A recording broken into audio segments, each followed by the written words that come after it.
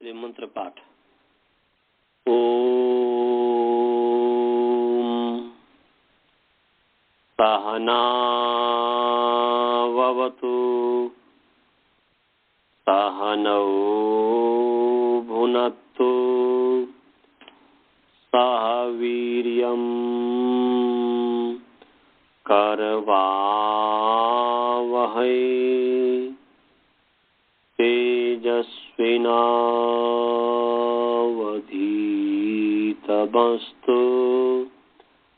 मा विद्विषावहै।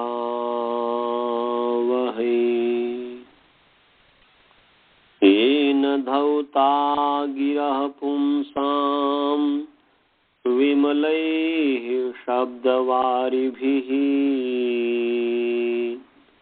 तमश्चाज्ञानजं भिन्नं तस्मै पाणिनये नमः।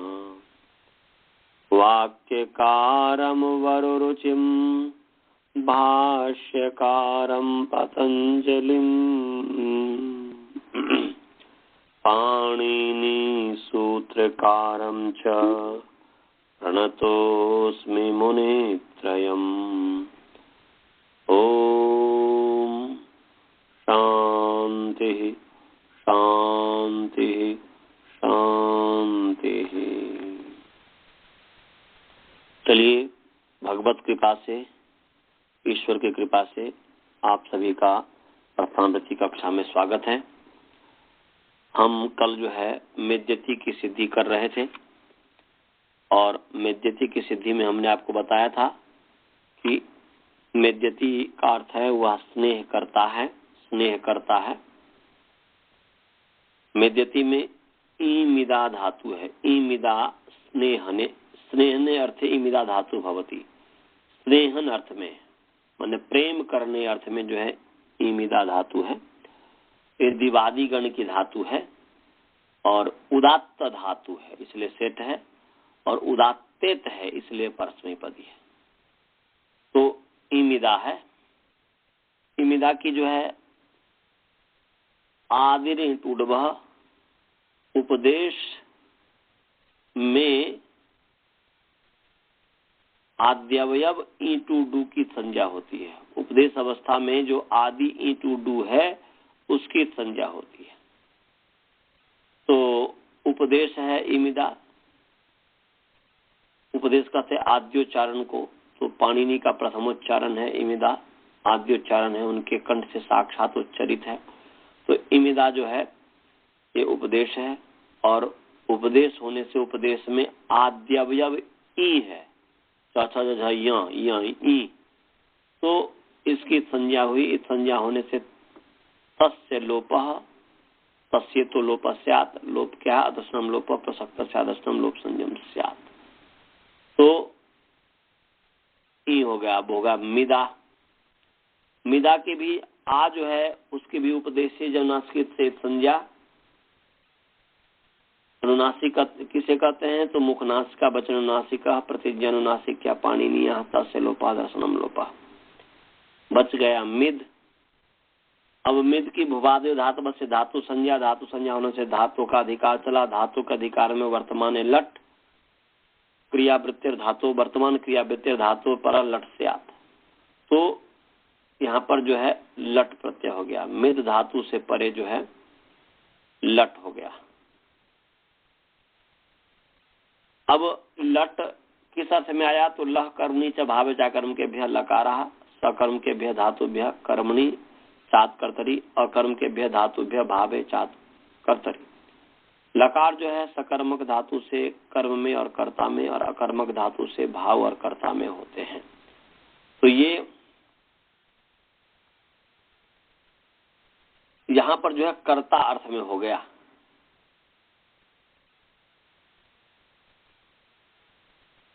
तो यहाँ पर ये सकर्मक धातु मुझसे स्नेह करता है, तो स्नेह करता है ये सकर्मक हो जाएगा। हालांकि सभी सकर्मक धातु भी अकर्मक हो जाता है जब कर्म की उपेक्षा कर देते हैं। तो जब आगे पढ़ेंगे आप, जब धातु पाठ पढ़ेंगे तब प्रथम वृत्ति के बाद जब धातु वृत्ति पढ़ाएंगे तो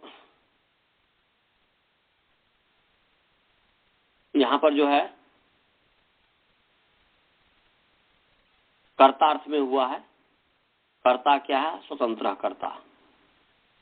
क्रियाया सिद्धो स्वातंत्र विवक्षितो अर्थ कर्तृ संयम से। क्रिया के सिद्धि में जो स्वतंत्र है, जो प्रधान है, स्वतंत्र यह प्रधान है, तत्कर्तृ संयम से। जो प्रधान है वह कर्ता संज्ञक होता है, उसकी कर्तृ संज्ञा होती है। तो यहाँ पर कर्तार्थ में हुआ लट। अनुबंध लोप करेंगे ट की हलंतम से संज्ञा। फिर जो है उपदेश से जनास्कृत से लकार उत्तरवर्तीकार की संज्ञा। तस्य लोपा दशनम लोपा ल हुआ, मेद ल हुआ। अब इस स्थिति में जो है लस्य का अधिकार चला। लस्य के अधिकार में तिप्त जी सिप्त स्थम बस्म ताम था थाम ध्वा मिड भई महिंग 18 प्रत्यय हुए। उसका विभाग कीजिए। विभक्ति स से विभक्ति संज्ञा। फिर जो है लह परस्मै पदम तंग नवात्म पदम पद विभाग। फिर पद नियम से 7 कर्तरी परस्मै पदम। फिर जो है पुरुष विभाग तिंगस त्रीणि त्रीणि प्रथम मध्यमोत्तमा। फिर पुरुष नियम शेषे प्रथमा।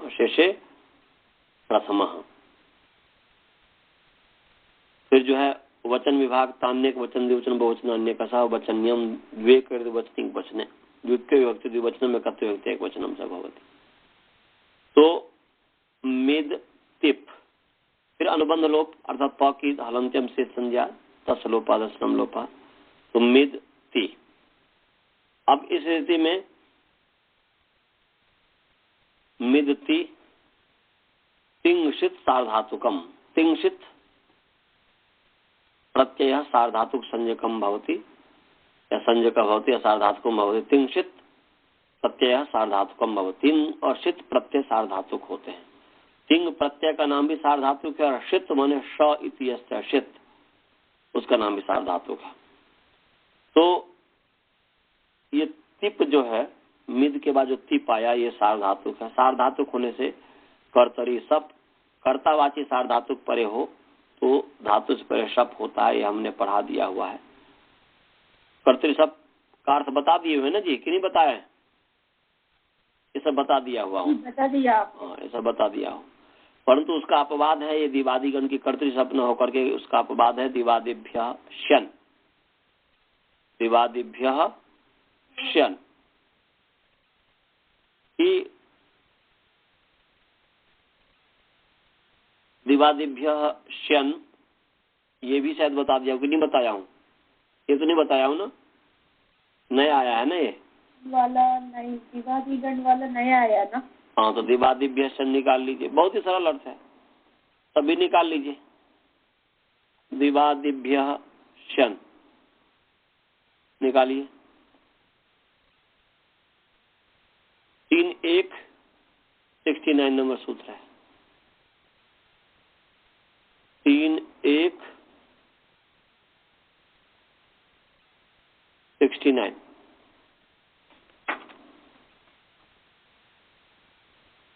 दिवादिभ्य शन निकाल लिए? जी मिल गया। कर्तरी शब्द के बाद में आ गया। अच्छा कर्तरी। हाँ तो बस बहुत ही सरल अर्थ है, बहुत ही सरल अर्थ है। दिवादिभ्य इकारांत पुंलिंग दिवादी शब्द पंचमी विभक्ति बहुवचन। श्यन नकारांत पुंलिंग श्यन शब्द प्रथमा विभक्ति एक वचन। फिर मैं बोल रहा हूं दिवादिभ्य इकारांत पुंलिंग दिवादी शब्द पंचमी विभक्ति बहुवचन। श्यन नकारांत पुंलिंग श्यन शब्द प्रथमा विभक्ति एक वचन। अब जो है समास है दिवादी में दिव आदिर येषाम। दिव आदिर येषाम या दिव आदि ही येषाम ते दिवादयः। कौन सा समास हुआ जी? बालबोध जी बताओ। दिव आदि ही येषाम ते दिवादयः कौन सा समास हुआ? दिव आदि येषाम ते दिवादयः। दिव आदि अवयव है जिनका, उनका नाम है दिवादी। जिन धातुओं का आदि अवयव दिव है वो दिवादी है। तो ये दिवादय में कौन सा समास हुआ? बालबोध, कौन सा समास है? समास तो पढ़ा दिया ना। षष्ठी तत्पुरुष समास। षष्ठी तत्पुरुष समास, वाह रे वाह।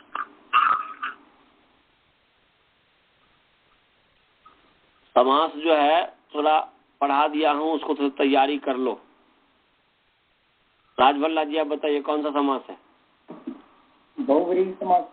ठीक है, बहुव्रीहि समास है। अन्य पदार्थ प्रधान है यार, बहुव्रीहि समास है। बहुत सुंदर, धन्यवाद। दिव आदि ये शाम से दिवादय, दिव आदि अवयव है इसके, और वो भी जो है समानाधिकरण बहुव्रीहि है। समानाधिकरण बहुव्रीहि समास है।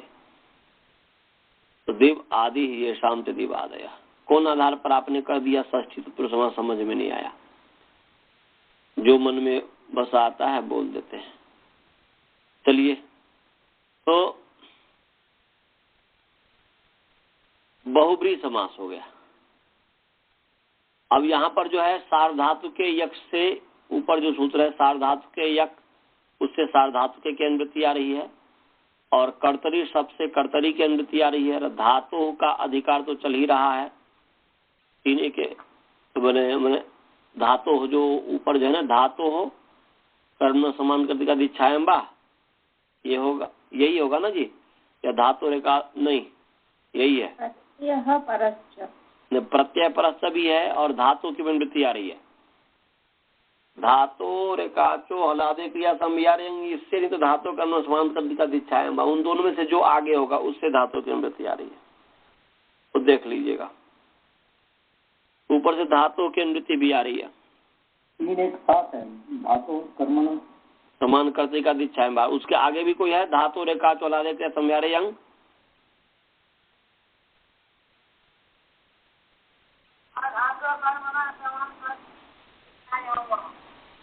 और धातु रेखाचो हलादे क्रिया संयारे अंग कहाँ है? अरे तो उससे आएगा, जो पास में उससे आएगा ना, उतनी दूर से क्यों आएगा? इसलिए तो मैं बोल रहा हूँ। धातु कर्म समान करती का दीक्षाएं वासने ला करके धातु रेखाचो हलादे क्रिया संयारे यंग से लाइए धातु की अनुवृत्ति, जो पास में हो उससे लाइए, दूर से नहीं। समझ गया जी? तो ये धातु हो का अधिकार चल रहा है, प्रत्यय परश्च का भी अधिकार चल रहा है। धातु की अनुवृत्ति आई, प्रत्यय परश्च की भी अनुवृत्ति आई, तो क्या अर्थ हो गया? बहुत ही सरल है। दिवादिभ्य धातु है इसलिए धातु के साथ हो गया, विशेषण हो गया, धातु हो गया विशेष। दिवादिभ्य पंचमी है इसलिए धातु को भी पंचमी, दिवादिभ्य पंचमी है बहुवचन, इसलिए धातु को भी पंचमी बहुवचन कर दो। जो धातु का पंचमी बहुवचन क्या हो जाएगा? धातुभ्य। क्या हो जाएगा? दिवादिभ्य धातुभ्य।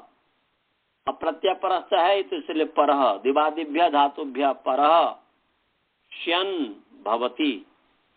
ऊपर से कर्तरी की अनुवृत्ति है सार्वधातु के, इसलिए कर्तरी सार्वधातु के परतः, माने कर्तरी वाचिनी सार्वधातु के परतः, कर्तरी सार्वधातु के परतः, कर्तरी वाचिनी सार्वधातु के परतः दिवादिभ्य धातुभ्य परः श्यन भवति। प्रत्ययः भवति। हाँ जी, प्रत्यय भी जोड़ दीजिए, श्यन प्रत्ययः भवति। फिर मैं बोल रहा हूँ कि कर्तरी सार्वधातु के परतः, मैंने अर्थात कर्तरी वाचिनी सार्वधातु के परतः दिवादिभ्य धातुभ्य परः श्यन प्रत्ययः भवति, प्रत्ययो भवति, संधि कर देंगे तो प्रत्ययो भवति।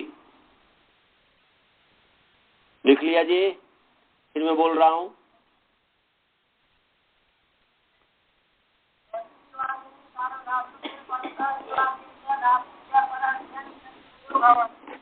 बहुत दूर से बोल रहे हो, सुनाई नहीं दे रहा। क्या लिखे हो?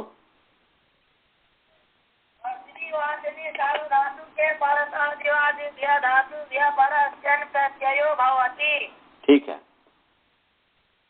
दिवादिभ्य धातुभ्य या दिवादिभ्यो धातुभ्य संधि हो जाएगा तो दिवादिभ्यो हो जाएगा, धातुभ्य परः श्यन प्रत्ययो भवति।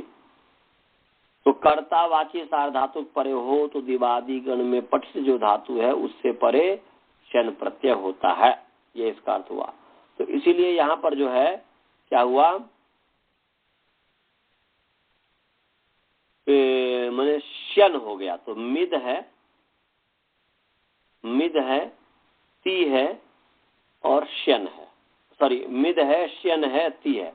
तो स्थिति क्या बन गया कि मिद श्यन ती। फिर जो है मिद श्यन ती। अब श्यन जो है न की हलंत्यम से संज्ञा, श की लशक से संज्ञा, और तो कि प्रत्यय है श्यन, उपदेश में प्रत्यय के आद्यव्य जो लकार शकार का वर्ग है उसकी संज्ञा होती है तद्धित भिन्न, तद्धित को तद्धितम वर्जित्वा।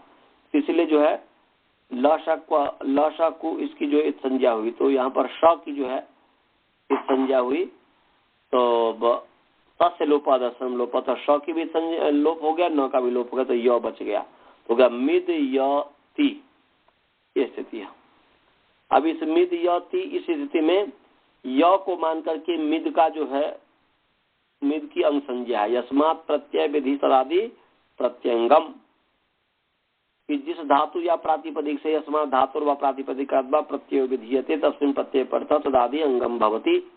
माने जिस धातु या प्रातिपदिक से परे प्रत्यय का विधान किया जाता है उस प्रत्यय के परे रहते तदादि की अंग संज्ञा होती है। तो यहाँ पर जो मिद धातु है इससे परे श्यन प्रत्यय का विधान किया गया है, तो उस श्यन प्रत्यय के परे मिद जो तदादि है उसकी अंग संज्ञा हुई। अंग संज्ञा होने से अंगस्य का अधिकार चला, और अंगस्य के अधिकार में मिदेर गुण, ये सूत्र लग गया।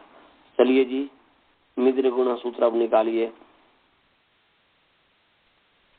मिदेर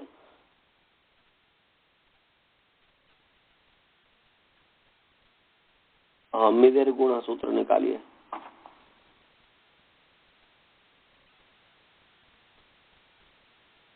सात 382 नंबर सूत्र है, 7-3-82,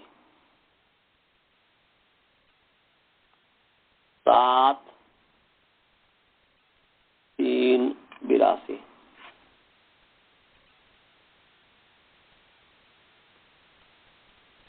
निकाल लिए आप लोग? निकाल लीजिए, निकालिए। 7-7-3-82।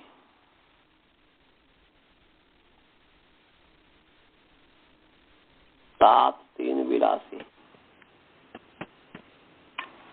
7382।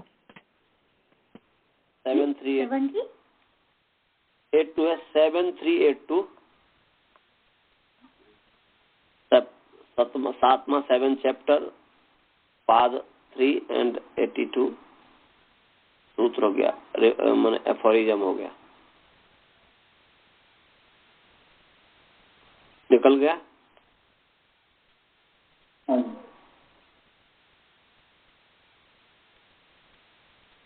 वसुधा जी निकाल ली? नहीं मिला जी, मुझको तो नहीं मिला। क्यों? 7वां अध्याय 3रा पाद का 82 नंबर सूत्र। 82 है ना जी अनंत जी? 82 ही है ना? 82। वो सार्वधातु तो ऊपर है, दो सार्वधातु का सार्वधातु। ओहो, तो ये कोई दूसरा देख रहे हैं, तो उससे दो ऊपर है। मिदेर गुण है जुसी सार्वधातु का अर्धधातु का यो अर्धातु में तो मिदेर गुण से ही तो गुण की अनुवृत्ति आई है ना जी? हाँ, लेकिन उनका नंबर पता नहीं क्यों अलग है। तो मिदेर गुण मिल गया जी? मिल गया जी। चलिए, मिदेर गुण गुरुकुल वाले को मिला? तो मिदेर गुण, मिदे है दकारांत पुंलिंग मिद शब्द षष्ठी विभक्ति एक वचन, या नपुंसक लिंग कर दीजिए, पुंलिंग न करके नपुंसक लिंग कर दीजिए। दकारांत नपुंसक लिंग मिद शब्द धातु का विशेषण मानेंगे तो जो है पुंलिंग भी कर देंगे, कोई ऐसी बात नहीं है। षष्ठी व्यक्ति एक वचन, और षष्ठी व्यक्ति एक वचन। मैंने नपुंसक लिंग अंग को ध्यान में रख करके कर दिया, धातु को ध्यान में रख करके पुंलिंग कर दिया। तो मिदे दकारांत पुंलिंग या नपुंसक लिंग मिद शब्द षष्ठी विभक्ति एक वचन, गुण अकारांत पुंलिंग गुण शब्द प्रथमा व्यक्ति एक वचन। समझ गए?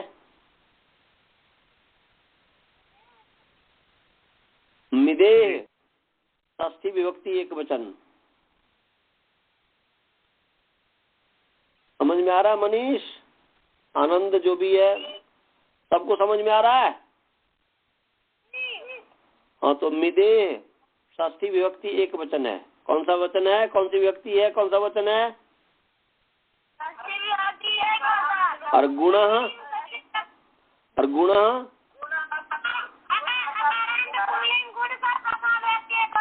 वेरी नाइस, बहुत सुंदर, सब विद्वान है, वाह। चलिए जी, तो ये जो है गुण, तो मिदेह गुण, ऊपर से इसमें अनुवृत्ति आ रही है, अंगस्य का अधिकार चल रहा है। 6-4 पहला नंबर सूत्र से अंगस्य का अधिकार तो चल ही रहा है, और इसके ऊपर सूत्र है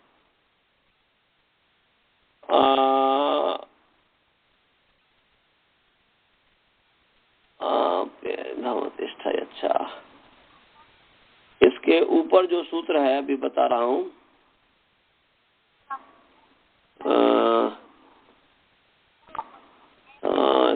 यह है 7-3-75 नंबर सूत्र है। स्थुबु क्लमु चमाम शिति। क्या है? स्थुबु क्लमु चमाम शिति, ये सूत्र है, देख लीजिए। स्थुबु क्लमु चमाम शिति है, 7-3-75 नंबर है, 7-3-75 जी है। इससे शिति की अनुवृत्ति आ रही है।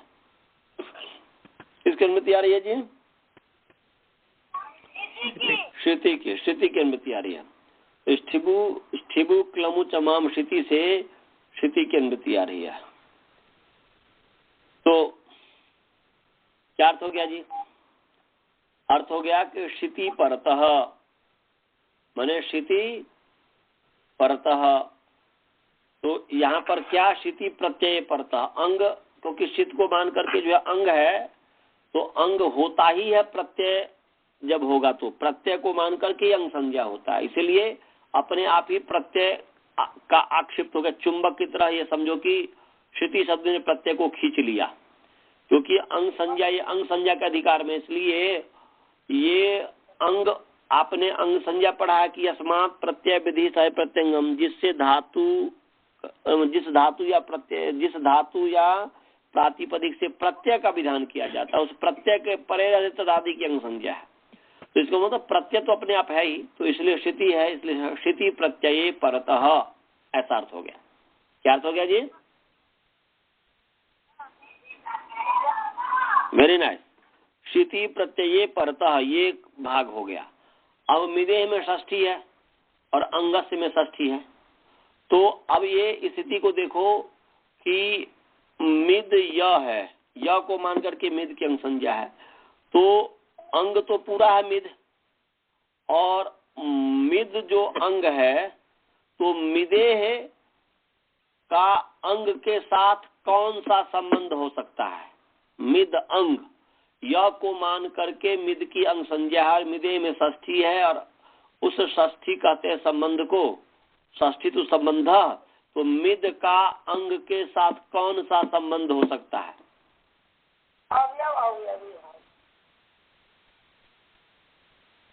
हमारे श्रवण जी कहते हैं अवयव अविभाव। अनंत जी, कौन सा संबंध होगा मिद का अंग के साथ? स्थिति देखिए, मिद प्लस य प्लस ती, तो य को मान करके शन जो य है उसको मान करके मिद की अंग संज्ञा है, तो मिद अंग है, तो मिद का अंग के साथ कौन सा संबंध? अनंत जी बोलेंगे। स्वरूप संबंध होना चाहिए आचार्य। स्वरूप संबंध है, स्पष्ट है। मैंने मिद अवयव विभाव कैसे होगा? आपने कैसे बोल दिया बिना सोचे? जो मिद है वही अंग है।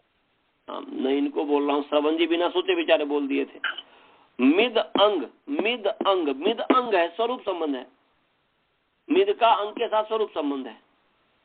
और जो है अब देखो, तो मिद अंग हो गया, मिद अंग गुण जहां पर होता, तो आपने क्या बताया था, क्या पढ़ा था? इको गुण वृद्धि, आपने क्या पढ़ा? इको गुण वृद्धि का उदाहरण है जी, कि जी यत्र वृद्धि श्रूयते यत्र गुण श्रूयते, माने यत्र गुण श्रूयते वृद्धि च श्रूयते, जहाँ गुण सुनाई देता है और वृद्धि सुनाई देता है, तत्र इक स्थाने गुण वृद्धि भवता, ये कहे थे। या गुण वृद्धि शब्दाभ्याम अत्र गुण वृद्धि विधीयते तत्र इक इति षष्ठ्यंतम पदम उपस्थितम भवति। माने गुण वृद्धि शब्द के द्वारा जहाँ पर गुण वृद्धि का विधान किया जाता है वहां पर जो है ये इका पद उपस्थित होता है।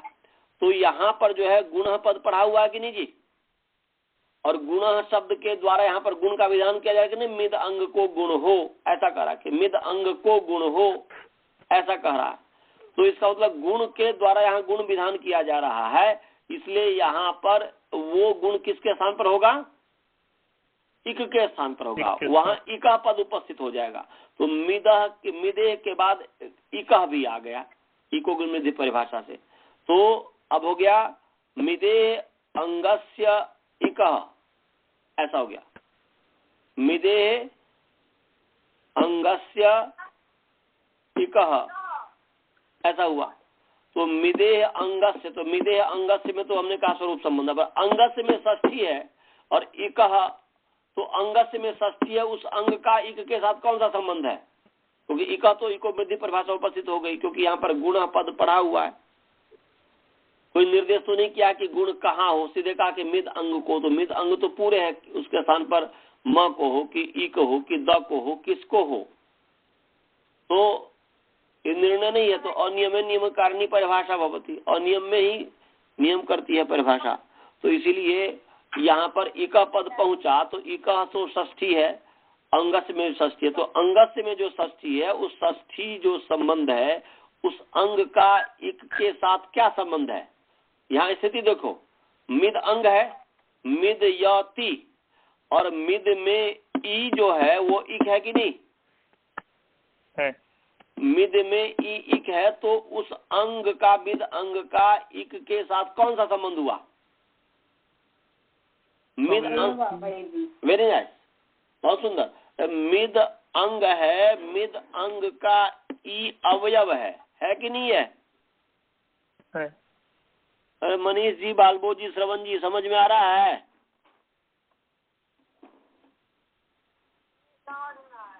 मैं ये बोल रहा हूँ कि मिद यति किए हुए हो तो य को मान करके मिद की अंग संज्ञा है, तो मिद का अंग के साथ तो संबंध हो गया स्वरूप संबंध।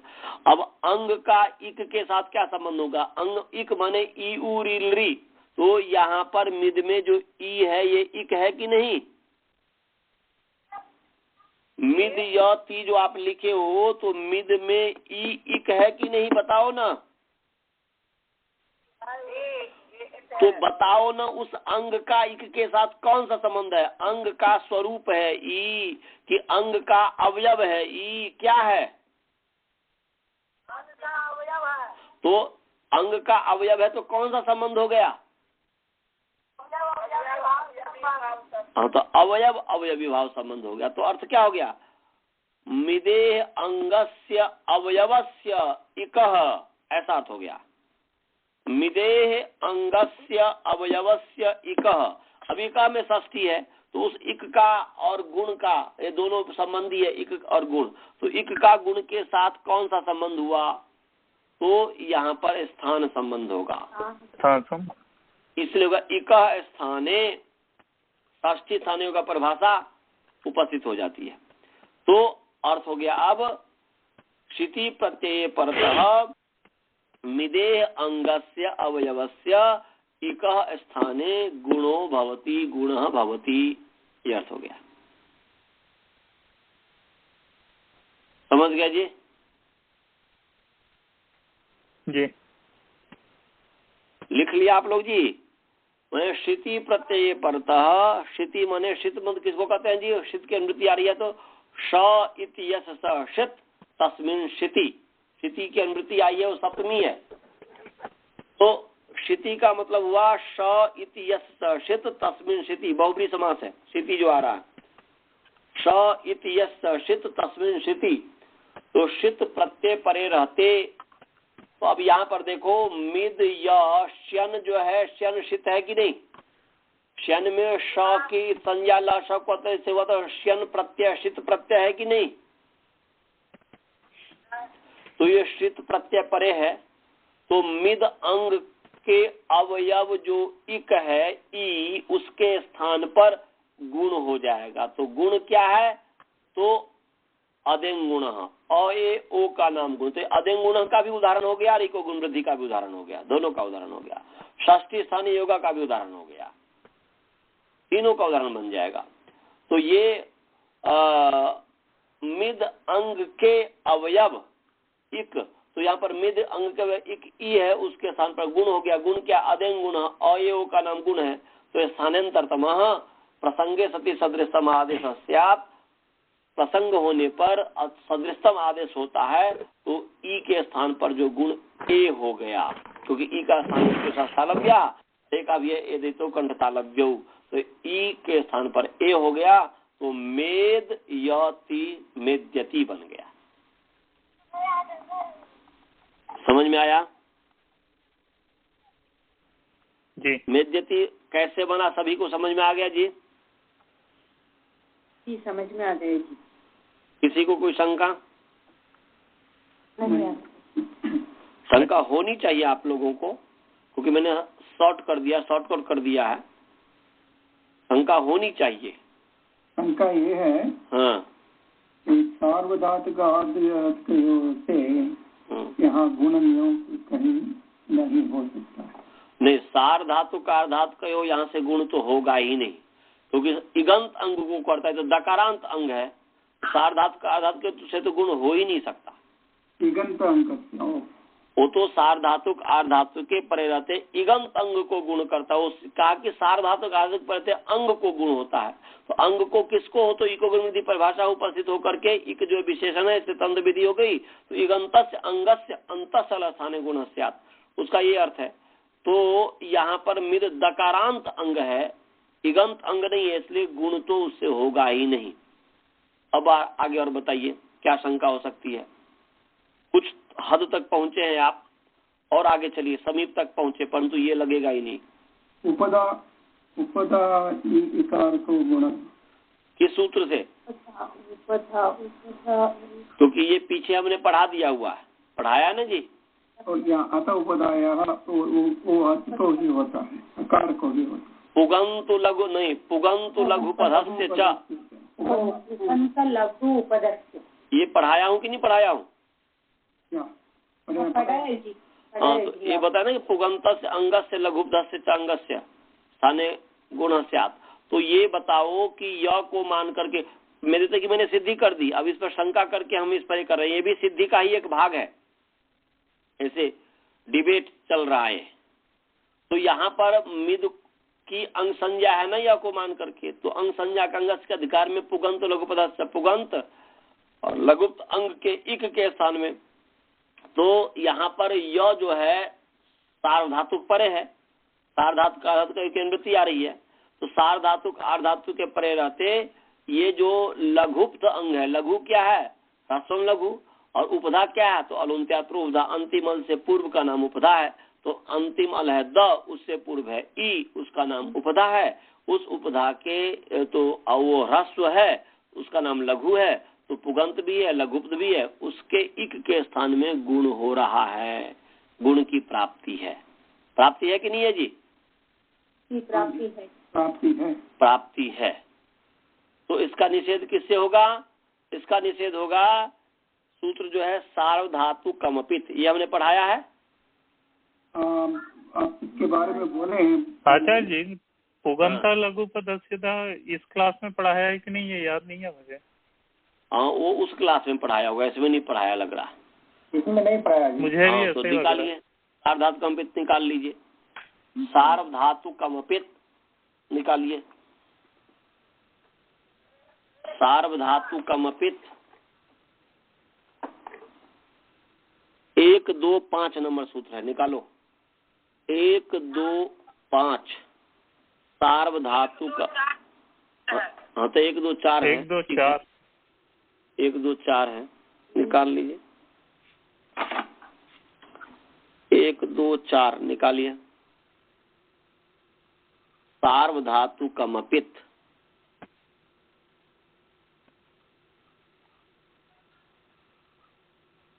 सार्वधातु कमपित निकाला, निकाल लिया। हाँ जी। तो सार्वधातुकमपित, अब मैं पदच्छेद कर रहा हूं, सार्वधातुकम अकारांत नपुंसकलिंग सार्वधातुक शब्द प्रथमा विभक्ति एक वचन, अपित सकारांत नपुंसकलिंग अपित शब्द प्रथमा विभक्ति एक वचन। फिर एक बार मैं बोल रहा हूँ पदच्छेद विभक्ति, अकारांत नपुंसकलिंग सार्वधातुक शब्द प्रथमा विभक्ति एक वचन, अपित सकारांत नपुंसकलिंग अपित शब्द प्रथमा विभक्ति एक वचन। पदच्छेद और विभक्ति समझ में आ गया सभी को? हाँ जी। गुरुकुलवासी को समझ में आया? अब जो है चलो समास। अपित में समास है। अपित में पहले पित का मतलब क्या है? प इत यस्य स पित लिखिए, प इत यस्य स पित। प इत है जिसका, माने जिसके प की संज्ञा हुई है, जिसके प इत संज्ञक है, जिसके प की संज्ञा हुई है उसका नाम है पित। जैसे शप प्रत्यय, जैसे सपोज दैट शप प्रत्यय, जैसे तिप प्रत्यय, सिप प्रत्यय, मिप प्रत्यय। तो तिप जो है प की संज्ञा हुई हलंत्यम से, इसलिए तिप प्रत्यय पित प्रत्यय है। सिप तिप्त जी सिप, सिप भी पित प्रत्यय है। मिप जो है पित प्रत्यय है। शप जो है पित प्रत्यय है। माने प इत यस स पित, जिसकी प इत संज्ञा है, जिसके प की संज्ञा है उसका नाम है पित्त। समझ में आया जी? प इति यस स पित्त, क्या मैं बताया?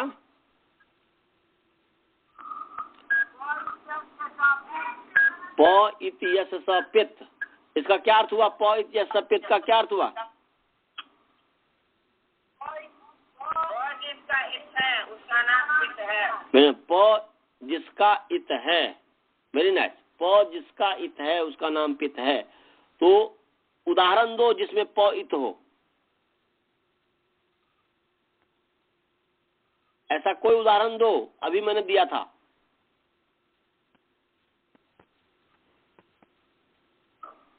हाँ जी,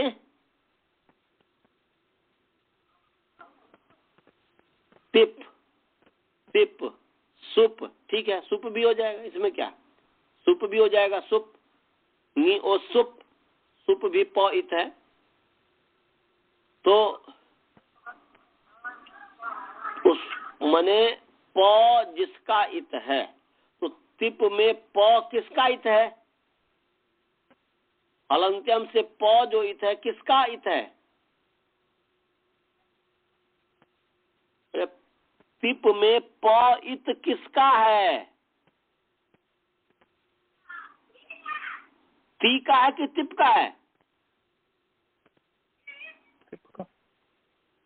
यदि मैं बोलूं, कल्पना करो कि कोई एक मूर्ति है, गणेश जी का मूर्ति है और उसका हाथ कट गया, तो हाथ कट गया है जिसका, किसका हाथ कट गया है? कंधा का हाथ कट गया है, ऐसा कहेंगे? नहीं, गणेश जी का। हाँ ठीक। तो वहां पर गणेश जी का हाथ कट गया, वहां पर क्यों नहीं कहते कंधे का हाथ कट गया है? यहाँ पर ती का, आपने कैसे कर दिया कि ती का पॉइंट हो गया है? हाँ, तिप है गणेश जी, समझ लो, और उस गणेश का प रूपी हाथ कट गया, तो प इत है जिसका, प किसका इत है? प किसका इत है? फिर बोलो ना, तिप में प किसका इत है? तिप का। तो तिप है पित्त। ऐसे सिप, मिप, ये सब हो गया पित्त। शप, ये हो गया पित्त। सभी को समझ में आ गया जी पित्त का मतलब? जी। राजभल्ला जी समझ गए? आ गया जी। हाँ। पित्त माने पकार, पकार इत है जिसका, है। पकार जिसका इत है, माने जिसके पकार की इत संज्ञा है, जिसका पकार इत संज्ञक है उसका नाम है पित्त। तो यहाँ पर जो है तिप में हलंत्यम से पकार इत संज्ञक किसका है? हलंत्यम सूत्र से तिप में पकार की जो इत संज्ञा हुई है, तो ये पकार इत संज्ञा किसकी हुई है? ती की हुई है कि तिप की हुई है?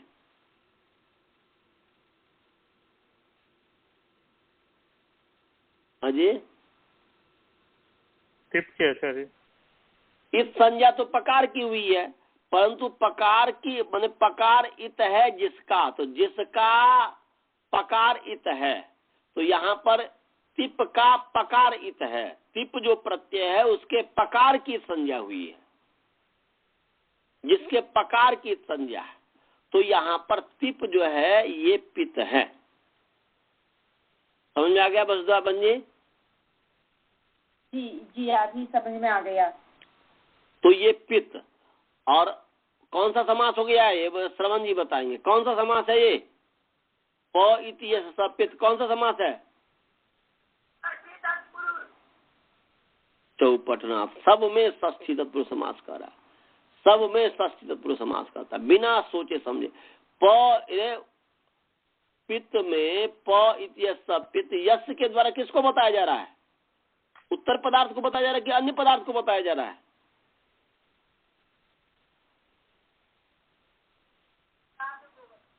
अन्य पदार्थ को बताया जा रहा है। अभी नहीं पक्का है, आपको नहीं समझ में आ रहा है, अभी बस वैसे ही बोल देते हो, बिना सोचे विचारे बोलते हो। इसका मतलब है कि नहीं आ रहा है समझ में, आया नहीं है समझ में आपको। ये बहुब्री समास है, बहुब्री समास है, अन्य पदार्थ प्रधान है।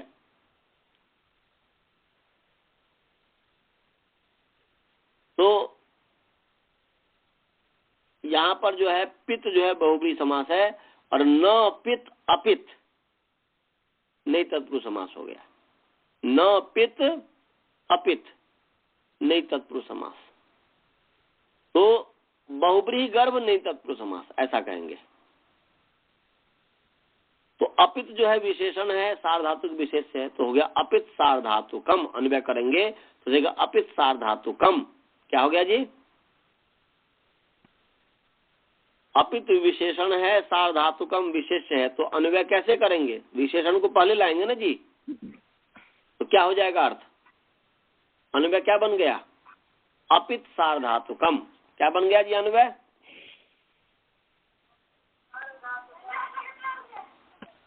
अपित सार्वधातुकम। क्या बातचीत कर रहे हो? ध्यान, इधर ध्यान से सुनो। अपित सार्वधातुकम क्या हो गया बोलो? अपित सार्वधातुकम। और ऊपर से गांग कुटा दिव्यो निंदित पहला सूत्र से नित की अनुवृत्ति आ रही है। किसकी अनुवृत्ति आ रही है? गांग कुटा दिव्यो निंदित, इसे नित की अनुवृत्ति आ रही है। नित, तो गांग कुटा दिव्यो निंदित, उसे नित की अनुवृत्ति आ रही है। तो अर्थ हो गया अपित सार्वधातुकम नित भवति। क्या हो गया जी? अपित सार्वधातुकम नित भवति। चलिए जी, अपित सार्वधातुकम नित भवति। अपित सार्वधातुक नित होता है। और नित का मतलब क्या है जी? नित किसको कहते हैं? न इति यस्य स गित, यस्य स, तो यस्य के द्वारा अन्य पदार्थ को बताया जा रहा है। न जिसका इत है, माने ग जिसका इत है उसको नित कहते हैं। जैसे न जिसका इत है उसको नित कहेंगे। जैसे शींग धातु हो गया, ये नित हो गया। लंग जो धातु हो गया, लंग, लंग जो प्रत्यय हो गया, लंग लुंग, ये सब नित प्रत्यय है। माने न इत, लंग में लंग जो लकार है तो लंग है, लुंग है, लिंग है, रिंग है, तो इसमें सब में हलंत्यप से ngकार की संज्ञा है, तो इसलिए लुंग लंग रिंग ये सब नित हो गया। न इत यस नित। समझ गए जी? नित का मतलब क्या हुआ? जिसका ngकार इत है, जिसके ngकार की संज्ञा है। तो यहाँ पर लुंग में नकार की संज्ञा है कि नहीं? हलंत्यम से। रिंग में, लंग में, लिंग में, लुंग में, रिंग में, इन चारों लकारों में नकार की संज्ञा है कि नहीं है? तो इसको क्या कहेंगे, नित कहेंगे कि नहीं कहेंगे? न इति यस्य गित, जिसका नकार इत है, तो यहाँ पर लुंग में नकार इत है हलंत्यम से, इसलिए लुंग नित हो गया। लिंग में नकार इत है हलंत्यम से, लिंग नित हो गया। ऐसे ही लंग में नकार इत है, इसलिए लंग नित हो गया। रिंग में नकार इत है, इसलिए रिंग नित हो गया। तो लंग, लिंग, लुंग, रिंग, ये जो चारों जो लकार है ये नित लकार है। समझ में आया जी? समझ गए? वासुदेव जी समझ में आया? हाँ जी। वसुधा जी, राजभल्ला जी, सबको समझ में आया? जी, समझ में आ गया जी। अनंत जी समझ में आया? आ गया सर। अच्छा जी, आ गया सर, आ गया। तो अब जो है ये करा कि अपित सार्वधातुक नित होता है। तो ये बताओ कि यहाँ पर मिद और य है, य श्यन है, श्यन अपित है कि पित है? श्यन जो है तिप तो पित है, वहां पर साक्षात प दिख रहा है। श्यन में कहीं पर प दिख रहा है ना, अपित। तो अपित हुआ कि नहीं? जी। ये बात क्या नाम है, श्रवण जी और बालबोध जी समझ में आ रहा है? तिप में तो प साक्षात दिख रहा है उसकी संज्ञा की, इसलिए वो तो तिप तो पित है। परंतु श्यन में न की संज्ञा किया, श की संज्ञा किया, कहीं पर प किया आपने? ये श्यन शित और नित तो है परंतु पित नहीं है, माने अपित है कि नहीं? श्यन जो है श की संज्ञा इसलिए शित हुआ, न की संज्ञा इसलिए नित हो गया। तो शित और नित तो है परंतु ये पित नहीं है क्योंकि इसमें प की संज्ञा नहीं हुई है। तो श्यन हो गया अपित। और श्यन सार्वधातुक है कि नहीं? शित है, तिंग शित सार्वधातुकम, तो तिंग और शित की सार्वधातुक संज्ञा होती है। तो यहाँ पर श जो है शित है श्यन, इसलिए सार्वधातुक है, ये श्यन सार्वधातुक है और अपित भी है। तो अपित सार्वधातुक नित होता है। अनित का मतलब क्या होता है जी? न जिसका इत है। यहाँ पर न इत है, श्यन में न कहीं दिखाई दे रहा है जी आप लोगों को? सुनाई कहीं दे रहा है? न आप लिपि में आंख से न देख सकते हैं, न कान से उसको सुन सकते हैं। श्यन कहीं पर भी नहीं। तिप में प हो रहा है, आप प सुनाई दे रहा है, परंतु श्यन में नकार जो है, तिंग में जो न है, नकार सुनाई दे रहा है। तो यहाँ पर जो है श्यन में कहीं पर नकार सुनाई दे रहा है जिसकी संज्ञा हुई हो? नहीं दे रहा है। तो इसका मतलब नित होता है का मतलब क्या हुआ? Very nice. नित का मतलब क्या हुआ जी? नितवत। यहाँ पर लक्षणा कर लिया। नित होता है मतलब नितवत, नित के समान होता है। नित नहीं होता है, नित के समान होता है।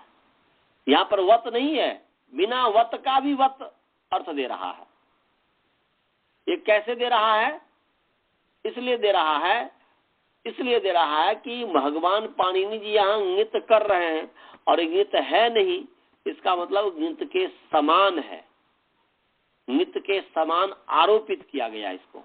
ये जो है ना, कौन सा सूत्र है पता है? कितने प्रकार के सूत्र हैं?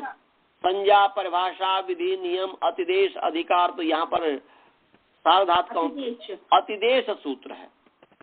राम श्याम के समान है, राम श्याम के तुल्य है, तो ये हो गया अतिदेश। तो यहाँ पर अतिदेश है कि नित के समान है, ऐसा हो गया। समझ में आया जी? नित के समान है। तो इससे आपने क्या सीखा? इस व्याकरण से सिद्धांत आपने क्या सीखा? दर्शन आपने क्या सीखा? दर्शन ये सीखा कि यदि मान लो कि यहाँ पर जैसे भगवान पतंजलि जी, जैसे महर्षि पाणिनि जी, भगवान पाणिनि जी सिखा रहे हैं कि भाई ये नित है नहीं है, परंतु इसको मैं नित करता हूँ, जो नहीं है फिर उसको मैं कर रहा हूँ, मैंने उसके समान मान रहा हूँ, मैं उस नित्य धर्म का इसमें आरोप कर रहा हूँ। कुछ काम करना है, इसलिए आरोप कर रहा हूं। तो गित के समान नहीं, माने गित के समान है, गित माने गित के समान है। तो ऐसे ही अब इसको, अब ऐसे ही अब देखो, यदि अब यहां पर आप लोग अर्थ कीजिए, अहम ब्रह्मास्मि, क्या है जी? ब्रह्मवत्। अहम ब्रह्मास्मि, तो इसका लिटरल मीनिंग क्या है? जैसे वहां पर लिटरल मीनिंग ये है कि अपित सार्धातु नित होता है। अब उसमें देखेंगे कि ये नित है कि नहीं है, और नहीं है तो वहां पर अर्थ हो गया कि नित्व का आरोप किया, नितवत हो गया, नित के समान माना गया, नित के समान है। तो ऐसे ही अहम ब्रह्मास्मि, मैं ब्रह्म हूं, ये लिटरल मीनिंग है। तो मैं ब्रह्म हूं, अहंकार युक्त जो आत्मा है, मैं माने आत्मा, आत्मा ब्रह्म है, इसका जो ये अर्थ हुआ। तो अब यहाँ पर ये देखिए कि ब्रह्म क्या है, ब्रह्म किसको कहते हैं? तो ब्रह्म का मतलब हुआ कि जो अविद्यादि क्लेशों से रहित हो, वो ब्रह्म है। जिसके पास अविद्या फटकता ही नहीं हो, अविद्या हो ही नहीं हो, जो सृष्टि को बनाने वाला हो, जो ऑमनीसियंट हो, जो सर्वज्ञ हो, जिसको कभी भी कोई जो है इग्नोरेंस ना हो, जिसको कोई बीच में कोई चीज बाधक ना हो, जो सर्वव्यापक हो, उसका नाम ब्रह्म है। ये सब ब्रह्म है। वेद कहता है सपरेगा शुक्रम अकायम अव्रणम अस्नाबिरम शुद्धम अपाप विद्धम कभी मनीषी परिभू स्वयंभू इत्यादि परमात्मा के स्वरूप का वर्णन करते हैं। परमात्मा किसे कहते हैं? तो बोलते हैं पर्यगात, वह सब जगह प्राप्त है। फिर शुक्रम, वह शक्तिशाली है। अकायम, उसका शरीर नहीं है। अव्रणम, जिसका माने उसमें माने वुंडलेस, माने वो उसके अंदर जो है वुंडलेस, माने उसके अंदर विकार नहीं है। उसके वजह अस्नाबिरम, वो नस नारी के बंधन में नहीं आता। शुद्धम, वह शुद्ध है। अपाप विद्धम, पाप से बंधा हुआ नहीं है। कवि, वह सर्वज्ञ है। मनीषी, सबके मन के बातों को जानने वाला है। परिभू, सब जगह उसकी सत्ता है। फिर जो है स्वयंभू, स्वयं अपने आप में उसका विद्यमानता है। तो ये सब परमात्मा का स्वरूप है। अब इस परमात्मा के स्वरूप को आत्मा में घटाओ। पर्यगात, क्या मैं पर्यगात हूं? हम पर्यगात नहीं है, सर्वव्यापक नहीं है। क्या मैं सर्वज्ञ हूं? सर्वव्यापक ही नहीं तो सर्वज्ञता कहां से आएगी? जो सर्वव्यापक होता है वही सर्वज्ञ होता है। तो इसलिए हम सर्वज्ञ भी नहीं है। अकायम, क्या हम अकाया हैं? हम तो काया वाले हैं, हम तो शरीर वाले हैं। आप घटाओ अपने आप में कि अहम ब्रह्मास्मि है कि नहीं। अकायम, हम तो शरीर वाले हैं। अव्रणम, क्या हुआ जो है कि उंडलेस, माने क्या हमारे हमें विकार पैदा हुआ। हालांकि शुद्ध तो हम भी हैं, शुद्ध गुण हम में भी है, परंतु हमारे शरीर होने के कारण हमारे शरीर में विकार पैदा होता है, हमारे शरीर में विकार पैदा होता है। तो हो गया अव्रणम। अस्नाबिरम, परमात्मा नस नारी के बंधन में नहीं आता है। क्या हम ऐसी बात है? हम तो नस नारी के बंधन में आते हैं। शुद्धम, ठीक है, हम भी शुद्ध हैं, परमात्मा भी शुद्ध है। अपाप विद्धम, हम पाप से बंधे हुए हैं, परमात्मा पाप से नहीं बंधा हुआ है। कभी ही परमात्मा सर्वज्ञ है, हम सर्वज्ञ नहीं है। परिभू, वह सब जगह उसकी सत्ता है, हमारी सत्ता सब जगह नहीं, हमारी सत्ता इसके बड़े शरीर में है। तो ये जब हम देखते हैं तो हमें दिखता है स्वयंभू, तो स्वयंभू हम भी हैं, हम भी हैं, परमात्मा भी है, दोनों स्वयंभू है। परंतु इसमें देख रहे हैं कि न हम सर्वज्ञ है, तो परमात्मा के कुछ गुण हम में मिल रहा है, कुछ गुण हम में नहीं मिल रहा। परमात्मा स्वयंभू है, हम भी स्वयंभू है। परमात्मा क्या कहते हैं कि शुद्धम है, हम भी शुद्धम है, हम भी शुद्ध हैं। परंतु हम जो है चित्त के अंदर जो अशुद्धि होती है तो उसके आधार पर हम भोग करने लग जाते हैं, वो परमात्मा में नहीं होता।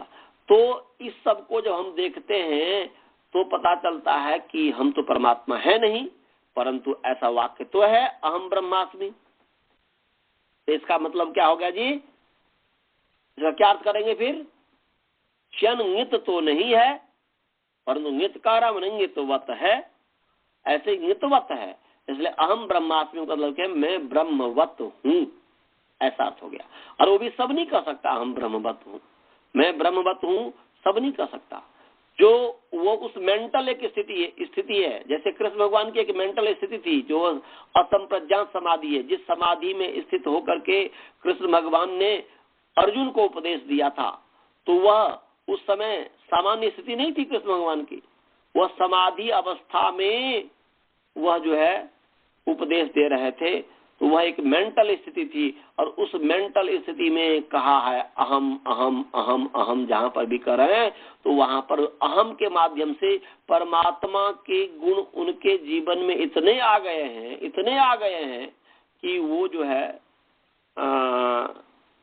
कि मानो कि वह परमात्मा हो गया, मानो कि वह ब्रह्म है, तो वह ब्रह्मवत। अर्थात कोई भी व्यक्ति परमात्मा के जब गुणों को अपने जीवन में अपना लेता है, अधिक से अधिक गुणों को, कुछ न कुछ तो रहता ही है परमात्मा का गुण आत्मा के अंदर, दुष्ट से दुष्ट व्यक्ति के अंदर भी रहता है, परंतु यह है कि परमात्मा के जो अधिक से अधिक गुण, जो उसको मोक्ष, जो गुण मोक्षदायक हो, अधिक से अधिक गुण जब व्यक्ति परमात्मा का अपना लेता है तो क्या होता है, परमात्मा दुख रहित है, वह भी दुख रहित हो जाता है।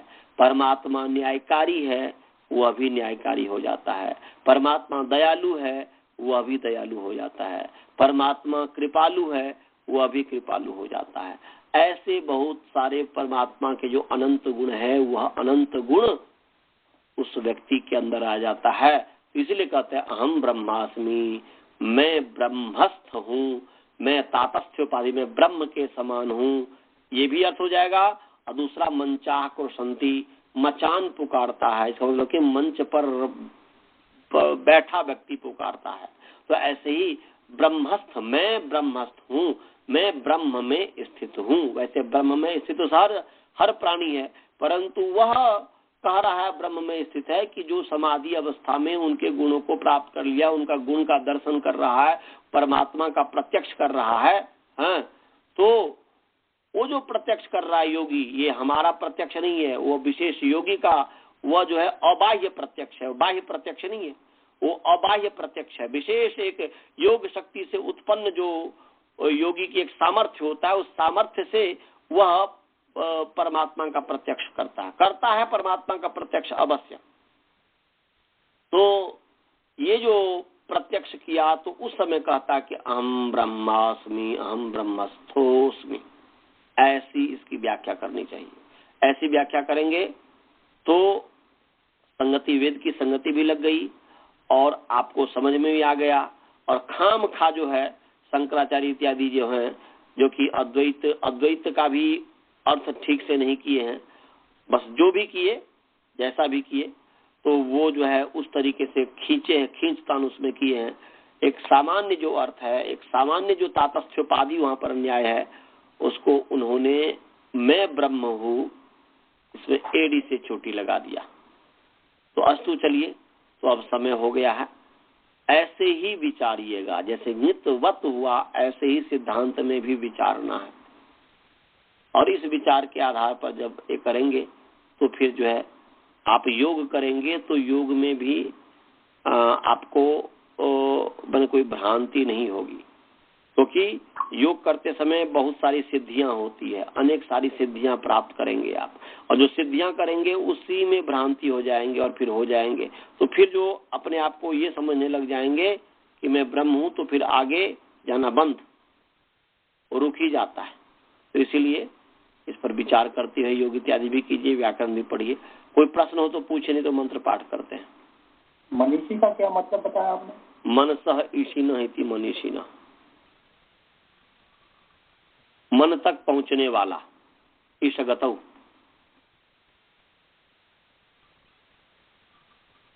समझ गए? जो सबके मन को जानता है। हाँ, भाव यही हुआ। ईशिनः का मतलब है कि ईशगतौ, गति अर्थ हो गया गति करने वाला, मन के अंदर गति करने वाला, मन तक पहुंचने वाला हो गया, अर्थात जो मन के भी बातों को भी जानने वाला है। हम अपने खुद मन में क्या विचारते हैं, कल हमने क्या विचारा भूल गए, परंतु परमात्मा वह सब बायोडाटा रखा हुआ है।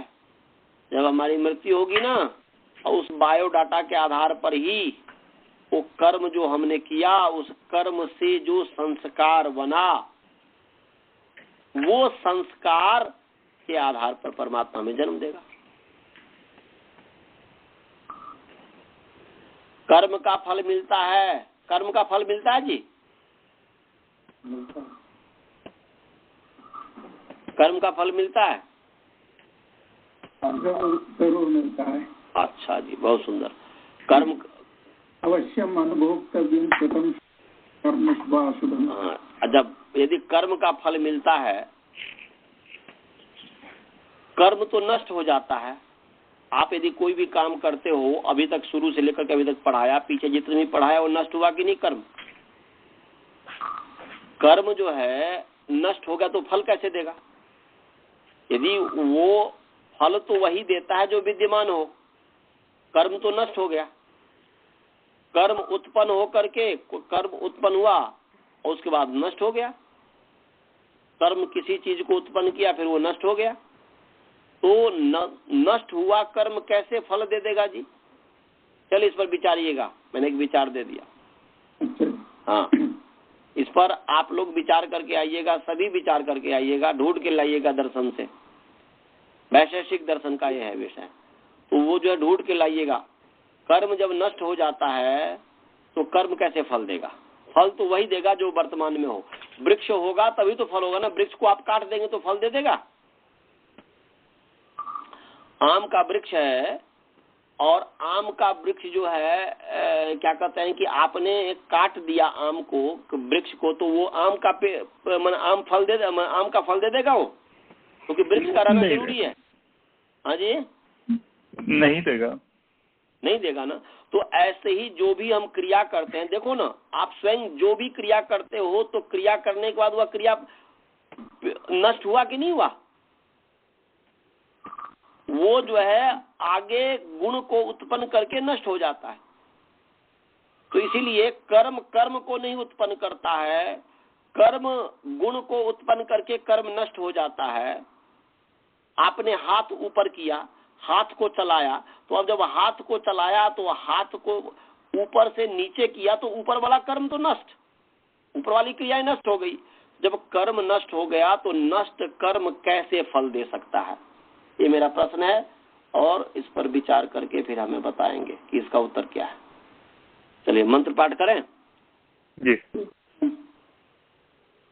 ओम पूर्णमदः पूर्णमिदं पूर्णात् पूर्णमुदच्यते पूर्णस्य पूर्णमादाय पूर्णमेवावशिष्यते। ओम शांति शांति शांति। चलिए जी, सभी को सादर नमस्ते आचार्य। नमस्ते। नमस्ते।